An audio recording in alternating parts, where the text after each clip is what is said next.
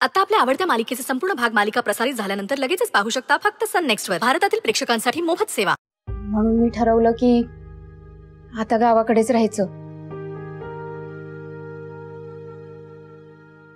आणि तसंही तायडीच्या लग्नाला हवा तेवढा पैसा जमलाय. सरपंचाने त्याचा तगादा वापस घेतलाय कर्जाचा. मग मीच विचार केला, एवढ्या मोठ्या शहरात राहून दगदग करून काय उपयोग आहे. जावं गावाला, आपल्या आई सोबत राहावं, बाकी काही नाही.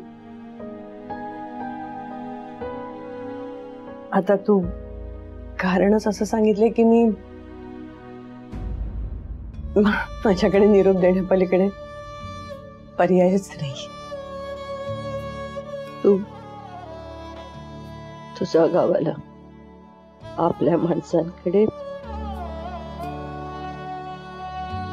आईकडे. मुलींचं ना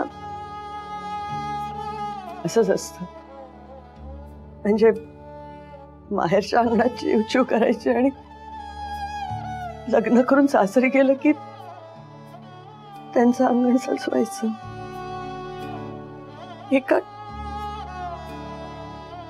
एका क्षणात पण फरक होत.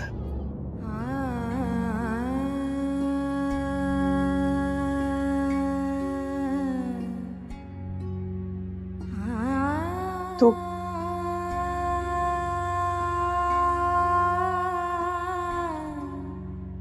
तुझ्या आईकडे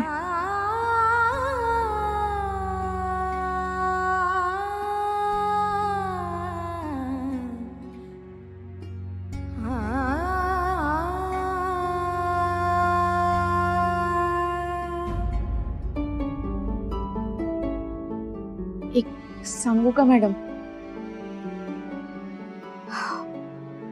गावाकडे जायची, आईकडे जायची ओढ आहेच, पण इथनं पाय निघत नाहीये हो. असं वाटतंय मावशीला सोडून आईकडे चाललीये. मॅडम, तुम्ही खूप सांभाळलाय, मला खूप माया लावलीये. हॉस्टेलवर असताना आईची गरज भासू दिली नाही. जगासाठी तुम्ही कितीही कडक शिस्तीच्या असल्या ना तरी मला माहितीये तुमचं मन कापसासारखं मऊ आहे. तुम्हाला कसं थँक्यू म्हणू ना हेच समजत नाहीये.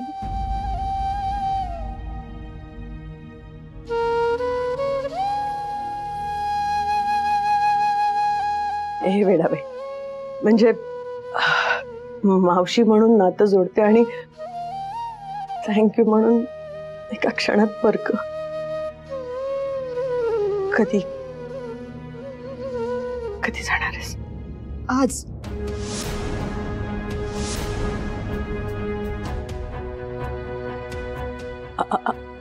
आज? आज रात्रीच्या एसटीने. मॅडम, माझा काही हिशोब राहिला असेल ना तर तो काढून ठेवा. मी जाताना देते.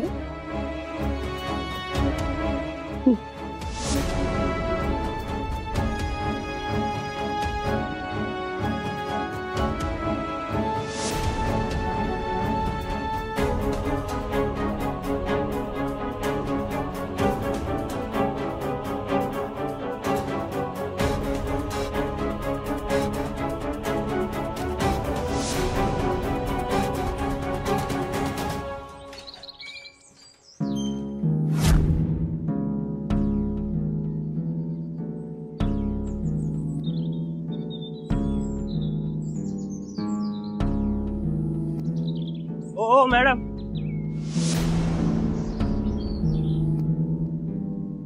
काय काम आहे? कोणाला भेटायचंय?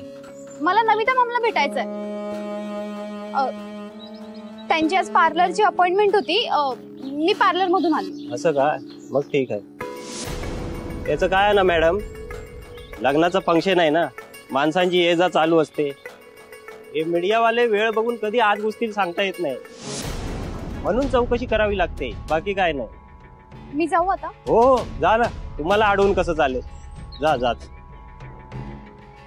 हे बघा, मी सगळे फॅब्रिक्स, त्याच्यावरचे डिझाईन्स आणि त्याच्यावरचं वर्क सगळं नीट चेक करेल हा, मगच घेईल मी. नमिता मॅम,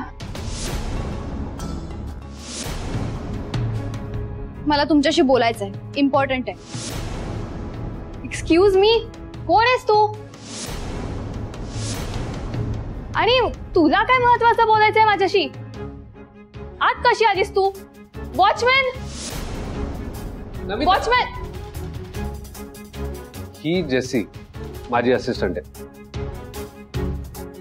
ज्यासाठी मी इथे आलोय त्याच कामासाठी ती आली.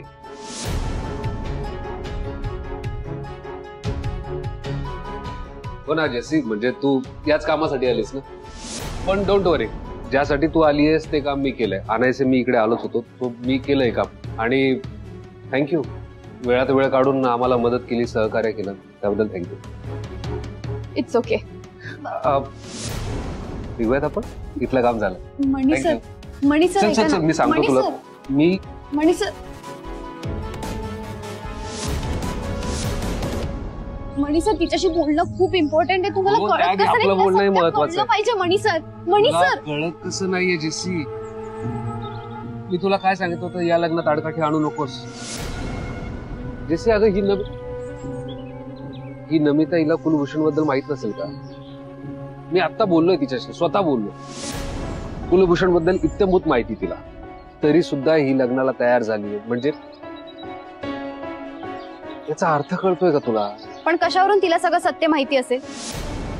तुम्ही तिच्याशी तसं क्लिअर बोललायत का? ते जाऊ देत, पण ना मी या नमिता समोर कुलभूषणची कुंडली उघडी करणारच. मी एवढ्या स्वस्तात सोडणार नाहीये त्याला. अरे कसलं सत्य जेसी? हे बघ, हे सत्य तू मांडल्यानंतर स्वतः अडचणीत येशील, हे कळतंय का तुला? आय नो, मला मान्य आहे सगळं, आणि मला हेही कळतंय की तुम्ही काळजीपोटी बोलता.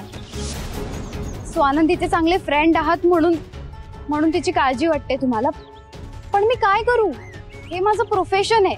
हे असं धमक्या वगैरे येणं ना माझ्यासाठी खूप कॉमन.